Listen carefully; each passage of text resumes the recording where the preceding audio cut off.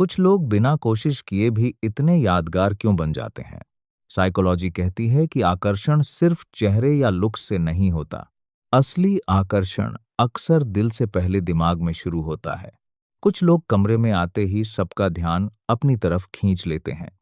इसलिए नहीं कि वे सबसे ज्यादा बोलते हैं, बल्कि इसलिए क्योंकि उनकी मौजूदगी में एक अलग ऊर्जा होती है। इंसानी व्यवहार बताता है कि रहस्य आकर्षण पैदा करता है।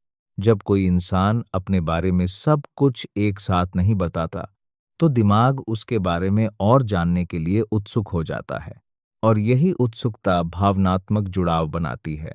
उदाहरण के लिए, जो इंसान हर बार तुरंत जवाब देता है, उसकी कद्र हो सकती है, लेकिन जो कभी कभी गायब हो जाता है, वह अक्सर भूलना मुश्किल बन जाता है, क्योंकि दिमाग उन चीजों को ज्यादा महत्व देता है जो थोड़ी अनिश्चित लगती हैं।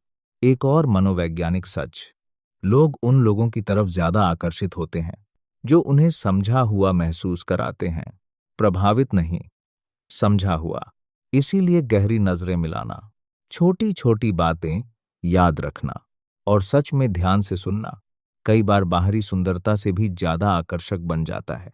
लेकिन आकर्षण का एक अंधेरा पहलू भी है। कभी कभी लोग दयालुता से नहीं जुड़ते, वे भावनात्मक तीव्रता से जुड़ जाते हैं। मिश्रित संकेत, अनिश्चित व्यवहार और किसी को खो देने का डर। साइकोलॉजी इसे इंटरमिटेंट रीइंफोर्समेंट कहती है। जब प्यार और ध्यान कभी मिले, कभी नहीं, तो दिमाग भावनात्मक रूप से उसका आदी बन सकता है।